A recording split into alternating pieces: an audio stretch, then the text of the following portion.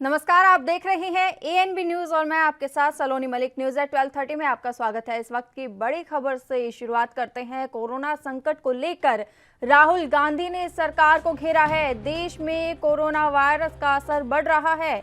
देश में लॉकडाउन का मकसद नाकाम हो गया। हिंदुस्तान का लॉकडाउन फेल हुआ है।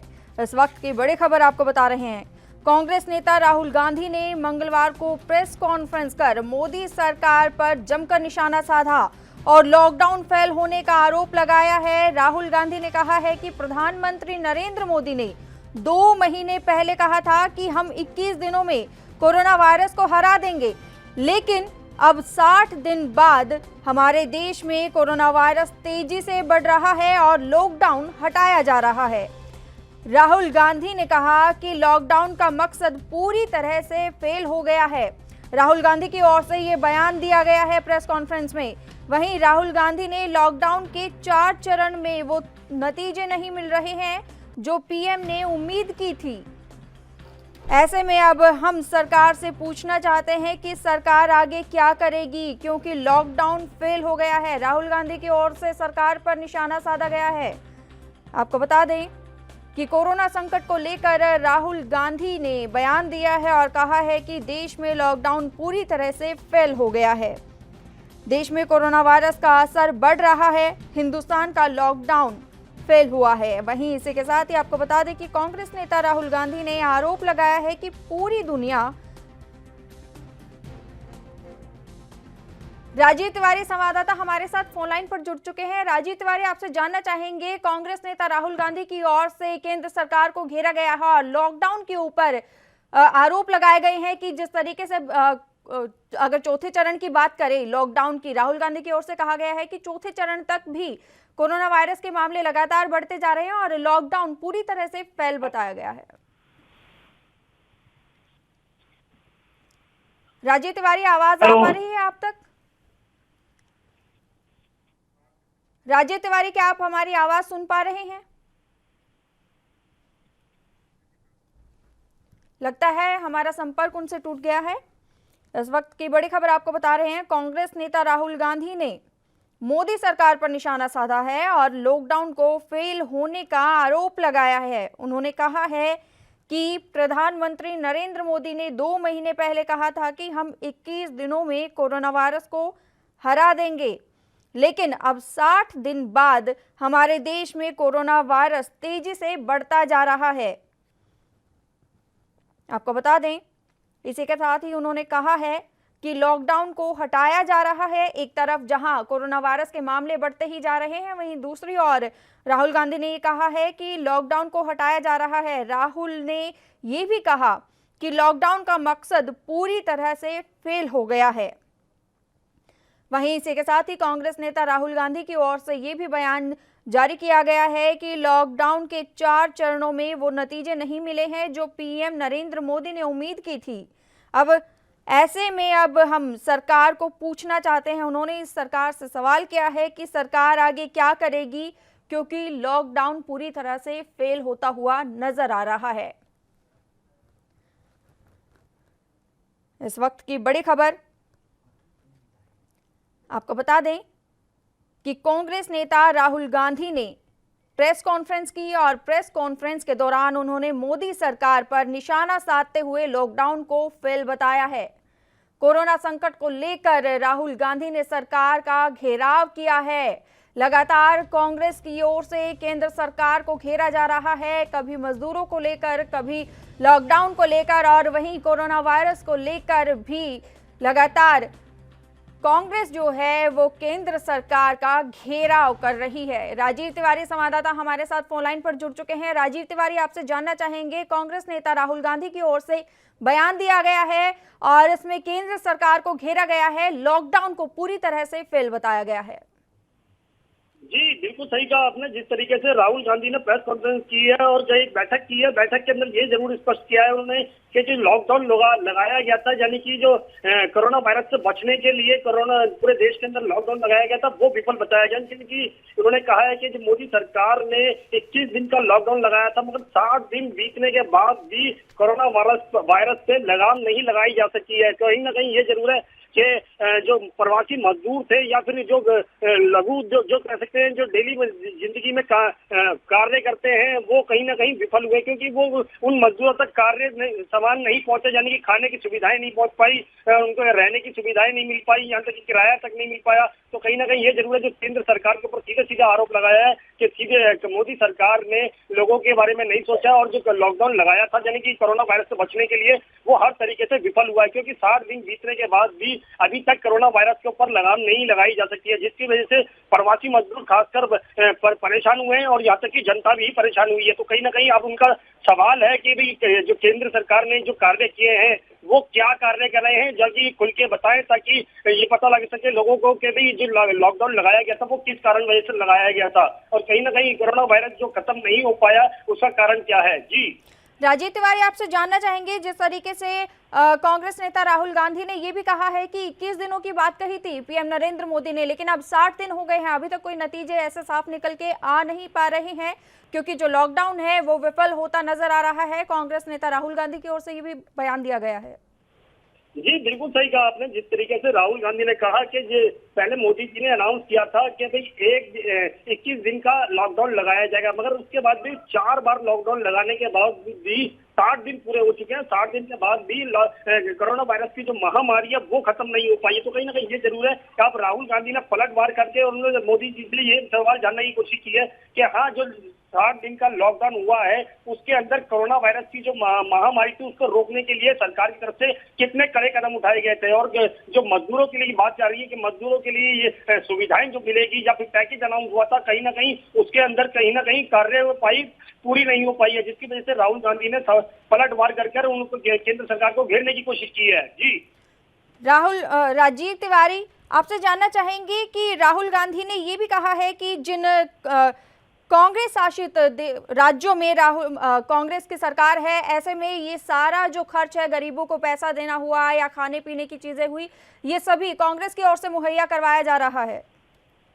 देखिए ये तो राजनीतिक पहलू है, क्योंकि देखिए हर तरीके से कहा जाता है कि केंद्र सरकार ये कार्य कर रही है, केंद्र सरकार वो कार्य कर रही है, मगर जो राहुल गांधी ने इस तरीके से बयान दिया है तो यानी ये जरूर है कि उन्होंने कहा है कि जब कांग्रेस राज्य हैं कांग्रेस के वो वहां पर सुविधाएं नहीं पहुंचा पाई है बीजेपी सरकार। तो कहीं ना कहीं ये जरूर है कि केंद्र सरकार ने जब सुविधाएं नहीं पहुंचाई है तो वहां पे कांग्रेस पार्टी ने ही अपने राज्यों के अंदर कार्य करे हैं। तो कहीं ना कहीं ये जरूर है जो पैसा मुहैया कराने की बात थी या फिर किसानों के लिए जो बात थी, जब केंद्र सरकार ने जितनी भी सुविधाएं दी या फिर 20 लाख करोड़ रुपए का जो पैकेज था वो गरीबों के लिए नहीं, उन्होंने अपने लोगों के लिए ही बांटा है, यानी कि कैसे बड़े उद्योगपतियों के लिए बांटा है। तो कहीं ना कहीं इसके अंदर अब राजनीतिक पहलू जरूर स्टार्ट हो चुका है, क्योंकि कांग्रेस पार्टी ने जब पलटवार किया तो कहीं ना कहीं आप ये देखना होगा कि बीजेपी सरकार या फिर कहें बीजेपी केंद्र सरकार इसके अंदर क्या जवाब देती है। जी तिवारी, वहीं दूसरी ओर अगर मोदी सरकार के दूसरे कार्यकाल की बात करें तो 1 साल पूरा होने को है, 30 मई को 1 साल पूरा हो जाएगा। तो ऐसे में अगर बीजेपी की बात करें तो बीजेपी की ओर से लगातार ये कहा जा रहा है कि चाहे वो लॉकडाउन है या फिर अन्य कोई मुद्दे हैं, ऐसे में जो मोदी सरकार है उसने कड़े कदम उठाए हैं। देखिए बिल्कुल सही कहा आपने। जिस तरीके से मोदी सरकार की बात करें तो मोदी सरकार का 1 साल कार्यकाल पूरा हो रहा है और उसके साथ साथ कोरोना जैसी महामारी भी चल रही है, मगर मोदी सरकार ने ये स्पष्ट किया है कि हमने पूरे तरीके से कार्य किए हैं और लॉकडाउन को सफल बनाया है और लोगों को कोरोना जैसी महामारी से बचाने के लिए जो आर्थिक पैकेज के अनाउंस किए गए वो लोगों के लिए कार्यगर होंगे, यानी कि कैसे जो उद्योग जो स्टम अर्थव्यवस्था जो डामाडोल हो चुकी थी उसके लिए भी पैकेज है और हर तरीके से लोगों को उठाने की कोशिश की जानी, यानी कि जो फैक्ट्री वर्कर है या फिर मजदूर है उन सबों के लिए कुछ ना कुछ इन्होंने रखा है। तो कहीं ना कहीं ये जरूर है, आप जब कांग्रेस पार्टी इसका पलटवार कर रही है तो यानी कि उनका सवाल सीधा बनता है कि जी जितने कांग्रेस पार्टी बीजेपी सरकार ने जितने भी कार्य करे हैं वो कितने कारगर हैं, क्योंकि पहले 5 साल निकले जा चुके हैं और 1 साल जो अब है वो दूसरे चरण का, तो कहीं ना कहीं वो भी देखना होगा। मगर 6 साल के अंदर बीजेपी सरकार ने कितना कार्य करा है इसका जवाब वो मांग रहे हैं। जी राजीव तिवारी, बहुत बहुत धन्यवाद हमारे साथ जुड़ने के लिए और ये तमाम जानकारियां देने के लिए।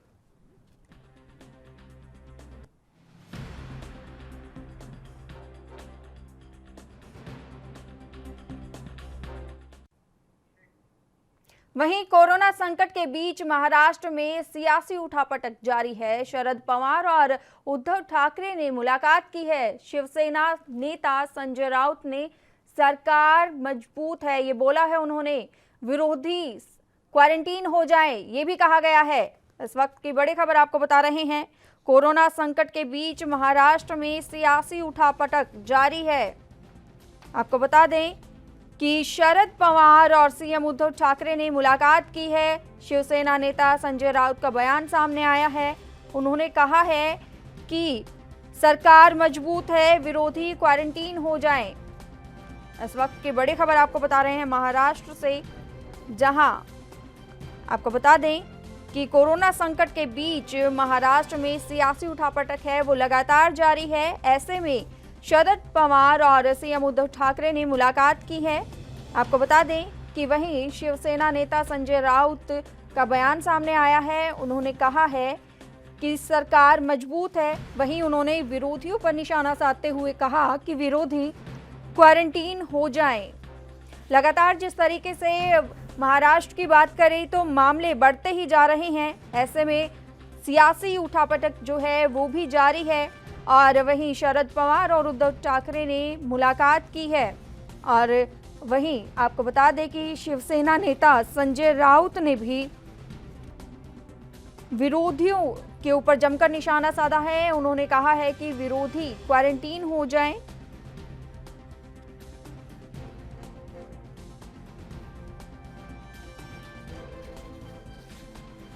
इस वक्त की बड़ी खबर आपको बता रहे हैं महाराष्ट्र से।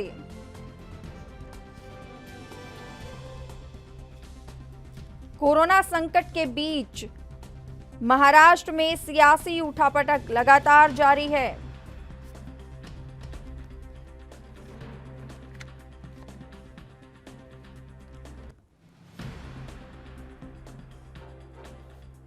इस वक्त की बड़ी खबर आपको बता रहे हैं महाराष्ट्र से, लगातार सियासी उठापटक है वो जारी है। आपको बता दें कि शरद पवार और उद्धव ठाकरे ने मुलाकात की है।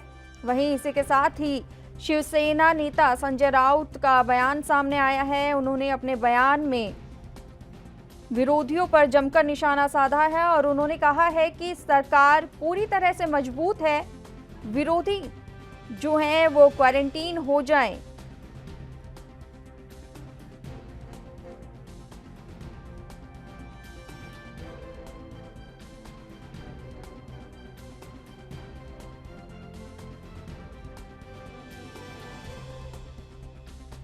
इस वक्त की बड़ी खबर आपको बता रहे हैं महाराष्ट्र से, लगातार जो है सियासी उठापटक वो जारी है और आरोप प्रत्यारोप का जो ये माहौल है, ऐसे में बार बार एक दूसरे के ऊपर आरोप प्रत्यारोप का सिलसिला जारी है। शिवसेना नेता ने विरोधियों पर जमकर निशाना साधा है। उन्होंने कहा है कि सरकार पूरी तरह से मजबूत है और इसी के साथ ही उन्होंने कहा है कि विरोधी जो हैं वो क्वारंटीन हो जाएं। मुरारी सिंह विशेष संवाददाता हमारे साथ फोनलाइन पर जुड़ चुके हैं। मुरारी सिंह, आपसे जानना चाहेंगे, महाराष्ट्र की बात करें तो लगातार सियासी उठापटक जो है वो जारी है। ऐसे में शरद पवार और सीएम उद्धव ठाकरे की मुलाकात। जी बिल्कुल सही कहना है। आपको बता दें कि एनसीपी प्रमुख शरद पवार पहली बार जो है महाराष्ट्र के राज्यपाल भगत सिंह कोश्यारी से मुलाकात किए। उनके साथ प्रफुल्ल पटेल भी थे और 20 मिनट तक ये बैठक चली। हालांकि इसे जो है कि चाय पर चर्चा और महाराष्ट्र की हालात के ऊपर बताया गया था, लेकिन जिस तरीके से विपक्ष जो है इसे एक मुद्दा बना करके, एक एजेंडा बना करके सवाल उठा रहा था, उस पर कहीं न कहीं शिवसेना ने अपने मुख्य पत्र सामना के जरिए भी तंज कसा है। संजय राउत ने जिस तरीके से कहा है कि पवार और उद्धव की सरकार मजबूत स्थिति में है, विपक्षियों को क्वारंटीन होने की जरूरत है, तो कहीं न कहीं संजय राउत ने सीधा हमला किया है विरोधी पक्ष पर। जी मुरारी सिंह, आपसे जानना चाहेंगे कि एक तरफ जहां कोरोना वायरस के मामले सबसे ज्यादा महाराष्ट्र में मिल रहे हैं और ऐसे में ये जो सियासी घमासान है वो रुकने का नाम नहीं ले रहा है।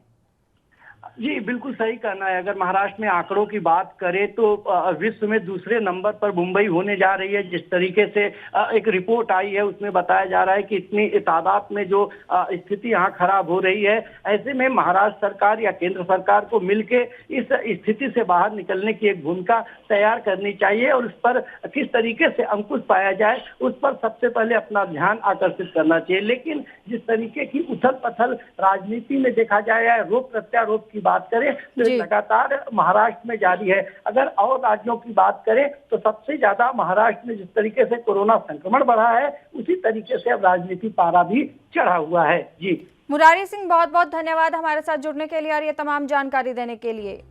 इस वक्त की बड़ी खबर आपको बता रहे हैं, महाराष्ट्र के मुख्यमंत्री उद्धव ठाकरे और एनसीपी प्रमुख शरद पवार ने शनिवार को राज्य में कोविड-19 के हालातों को लेकर समीक्षा बैठक की थी। वहीं आपको बता दें कि इसी बीच जो उठापटक है वो भी जारी है और ऐसे में आपको बता दें कि शिवसेना नेता संजय राउत का बयान सामने आया है। उन्होंने कहा है कि सरकार पूरी तरह से मजबूत है और विरोधी क्वारंटीन हो जाएं।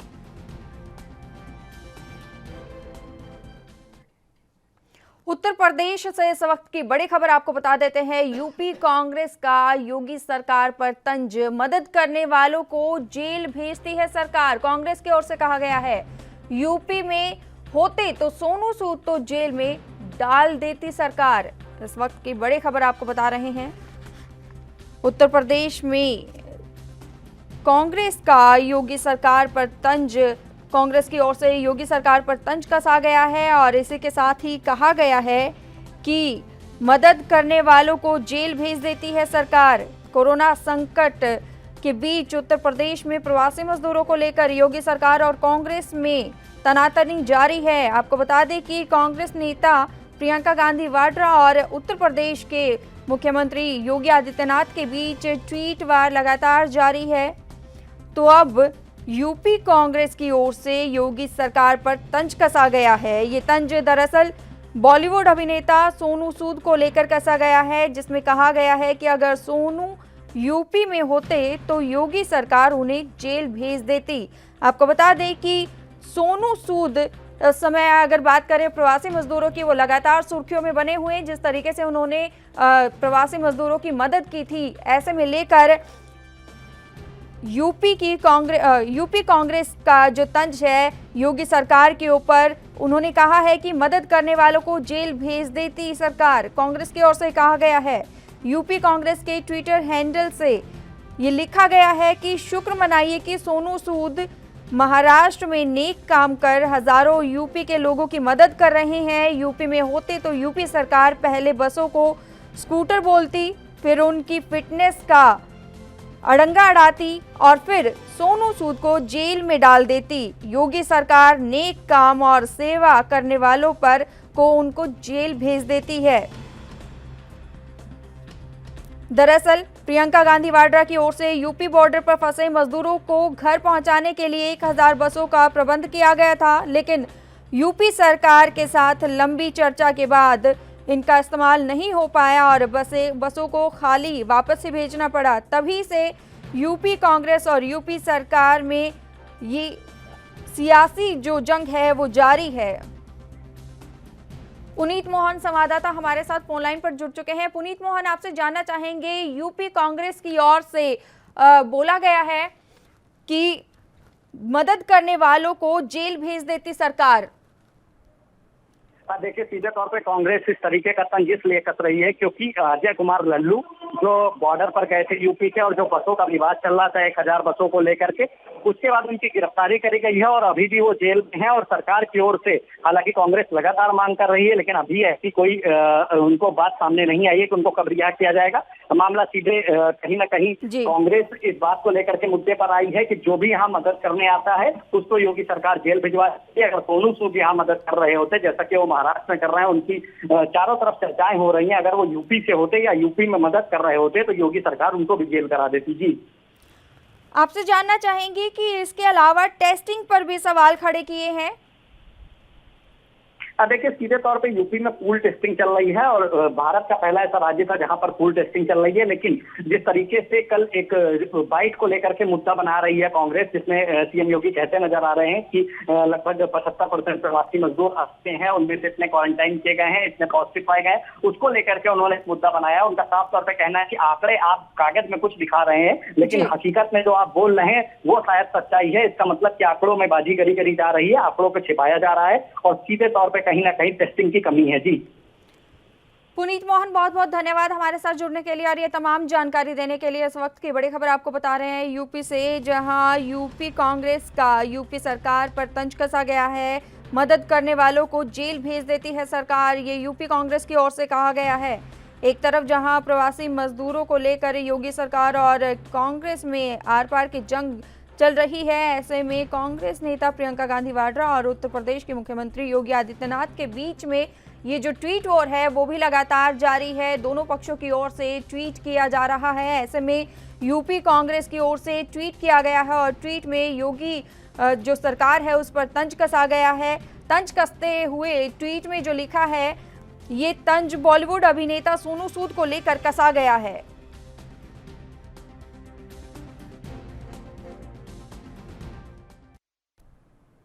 वहीं कोरोना वायरस की रफ्तार थमने का नाम नहीं ले रही है। देश भर में कोरोना वायरस का कहर लगातार जारी है। पिछले 24 घंटे में 6,535 नए मामले सामने आए हैं। संक्रमण से 146 लोगों की मौत हुई है। देश भर में 1,45,380 कोरोना पॉजिटिव मामले सामने आए हैं। लगातार जो ये आंकड़ा है वो बढ़ता ही जा रहा है।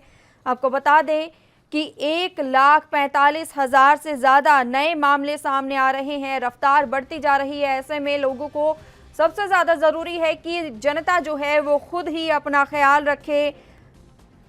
जो गाइडलाइन दी गई है, गाइडलाइन का पालन करें, मास्क लगाएं और इसी के साथ ही सोशल डिस्टेंसिंग का बार बार बोला जाता है कि सोशल डिस्टेंसिंग का जनता ख्याल रखे, मास्क लगाए, हैंड सैनिटाइजर का इस्तेमाल करे। जिस तरीके से अगर लॉकडाउन 4 की बात करें तो लॉकडाउन 4 में रियायतें दी गई हैं। इन रियायतों के साथ ही अगर वो छूट मिली है तो लोगों को भी यहाँ समझना होगा कि जो गाइडलाइन जारी की गई है उन गाइडलाइन को फॉलो करें। 2 गज की दूरी, कम से कम 2 गज की दूरी ज़रूर बनाकर रखें। वहीं प्रशासन की लिए भी ये चिंता का विषय बना हुआ है। जिस रफ्तार से कोरोना वायरस के मामले लगातार बढ़ते ही जा रहे हैं, ऐसे में लगातार ये चिंता का विषय बना हुआ है। आपको बता दें कि कोरोना वायरस के चलते से निपटने के लिए जो लॉकडाउन लगाया गया था उसका अब 4था चरण जारी है। लेकिन चिंता की बात यह है कि कोरोना संक्रमण के मामलों में कमी नहीं आए हैं। लॉकडाउन की बात करें तो एक तरफ जहां कोरोना लॉकडाउन का पहला चरण था, उस समय के बाद की अगर बात करें तो लॉकडाउन 4 अभी चालू है। ऐसे में कोरोना वायरस के मामले लगातार बढ़ते जा रहे हैं और कहीं ना कहीं यही मामले सामने आ रहे हैं कि लोग जो है वो लॉकडाउन का पूरी तरह से पालन नहीं कर रहे हैं। सुधीर सलूजा हमारे साथ फोन लाइन पर जुड़ चुके हैं। सुधीर सलूजा, आपसे जानना चाहेंगे, कोरोना वायरस की रफ्तार थमने का नाम नहीं ले रही है। 1,45,000 के पार यह आंकड़ा पहुंच गया है और 24 घंटे में 6,000 नए मामले सामने आ रहे हैं। जी, देश भर में कोरोना का कहर जारी है। पिछले 24 घंटे में 6,535 नए मामले सामने आए हैं। वहीं कोरोना से संक्रमित लोगों की जो है मृत्यु, 146 लोगों की मृत्यु हुई है और देश भर में 1,45,380 कोरोना पॉजिटिव मामले इस समय हैं और लगातार कोरोना के मामले बढ़ रहे हैं। अगर हम राजधानी दिल्ली की बात करते हैं तो पिछले 24 घंटे में 635 नए मामले सामने आए हैं और 15 लोगों की मौत केवल राजधानी में हुई है। तो जिस तरीके से अब 1 तारीख से सभी जो है रेल सेवा भी शुरू हो रही है और विमान सेवा भी कल से शुरू हो चुकी है और लोगों का आना जाना शुरू हो चुका है। लगभग सभी क्षेत्रों में बाजार भी खुल चुके हैं और ऑफिस वगैरह भी खुल चुके हैं। तो उसको देखते हुए कोरोना संक्रमण का जो मामला जो आंकड़ा है वो लगातार बढ़ता हुआ दिख रहा है। जी सुधीर सलूजा, आपसे जानना चाहेंगे कि लॉकडाउन 4 की अगर बात करें, जिस तरीके से लोग बार बार लॉकडाउन की बातें सामने आ रही हैं, खबरें सामने आ रही है कि लोग पालन नहीं कर रहे हैं लॉकडाउन का, क्या ये वजह सबसे बड़ी वजह मानी जा सकती है? लगता है हमारा संपर्क उनसे टूट गया है। इस बुलेटिन में इतना ही। देश और दुनिया की तमाम खबरों के लिए बने रहिए ANB न्यूज के साथ। नमस्कार।